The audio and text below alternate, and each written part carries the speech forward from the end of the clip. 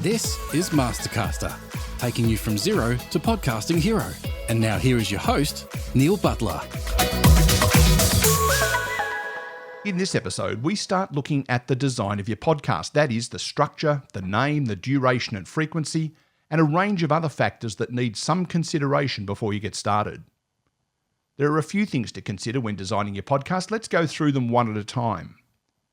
Firstly, consider the style of your podcast. Do you expect that your podcast episode will be highly structured?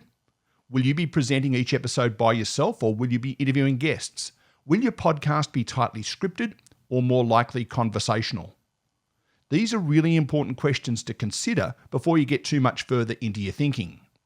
The style of your podcast will impact on a number of other decisions you need to make. For example, if you plan to present a highly structured solo presentation, many podcasters, particularly presenters who are just starting out, may feel more comfortable writing and then reading a script. A good example of a scripted solo presenter podcast is my business podcast, Untypical Thoughts, which you can find at www.untypicalthoughts.com.au.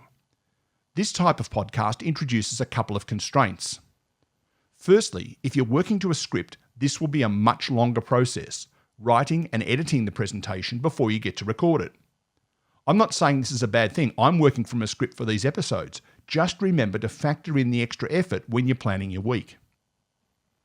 Another thing to consider with solo presentations, particularly those that are read from a script, is the length of each episode. When you have a co-presenter or guest, there's natural light and shade in the content, which typically engages the listener for longer.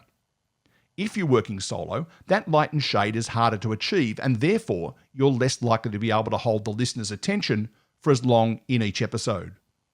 If you look at the Untypical Thoughts podcast as an example, there are over 60 episodes and none of them are longer than 6 minutes in length.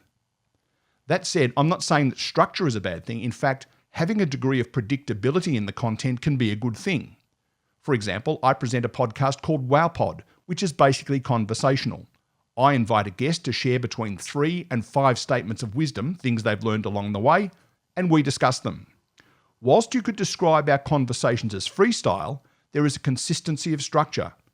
I start with an introduction, then we learn a little bit about the guest, where they grew up, where they live now, etc.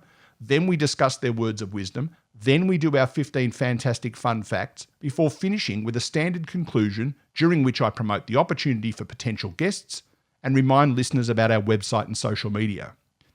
Consistency of structure does not mean repetition of content. The next thing to consider is the duration and frequency of episodes. The duration will, to a large extent, depend on 2 factors. The style of your episodes, remembering that solo presentations are generally best kept short, and the breadth of topics covered.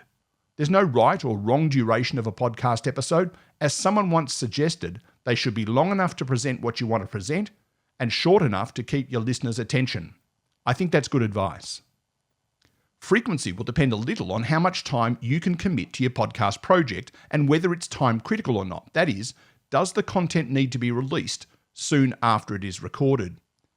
I used to co-present a weekly podcast, Two Blokes Chatting, that focused on the upcoming round of local football. By definition, we couldn't record 5 episodes in one session and roll them out each week. We had to commit to a weekly time slot every Thursday evening to make sure that the content was relevant to the upcoming weekend's games. If your content is less time dependent and you have the capacity to record multiple episodes in one session, it may be that you can commit to a slightly more frequent schedule. Whatever you decide, I would strongly recommend that you consider the following. 1. Use a consistent release schedule so that your audience can get into a regular listening habit. This doesn't mean that you have to record on a consistent basis. Most podcast hosting platforms will enable you to upload content and then schedule the release of each episode at a specified date and time.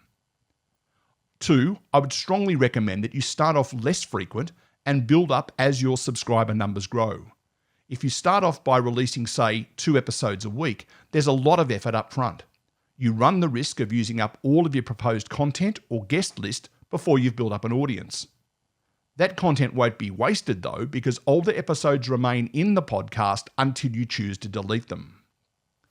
Finally, you need a name and colour scheme or graphic for your podcast. In both instances, remember that you are competing with hundreds of thousands of other podcasts in each podcast store. Yours needs to stand out from the crowd in some way. Maybe it's because it's got a name or a graphic that stands out from the others when someone is browsing for a new podcast to subscribe to. I'd recommend that you try and think of a catchy name. For example, Get Rich Quickly is going to attract more potential subscribers than Investment Strategies for Wealth. Obviously, your title needs to also be descriptive and accurate. Just don't let it be too bland. Go and check the stores for other podcasts that present similar content to yours. Browse or search your topic and look at what you're competing against. Those other podcasts already have a following. What is it about the title of your podcast that is going to make someone choose yours? Likewise, look at the images and colour schemes used to promote similar podcasts in the store. Unless you have a globally recognised face, avoid the temptation to make your face the image that sells your podcast. If you have an existing recognisable brand, personal or corporate, by all means use that. People who recognise your brand are more likely to choose your podcast. Whatever you decide to use as title, colours and podcast graphics, the combination should serve to do one thing and one thing only: make people choose your podcast next time they're browsing their favourite store. In the next episode, we'll start thinking about how to create content for your podcast, content that encourages people to listen and to keep coming back for more. This has been another episode of Mastercaster. For more information about Mastercaster or the other services provided by Untypical Media, please visit www.mastercaster.co or follow Mastercaster on Facebook and LinkedIn.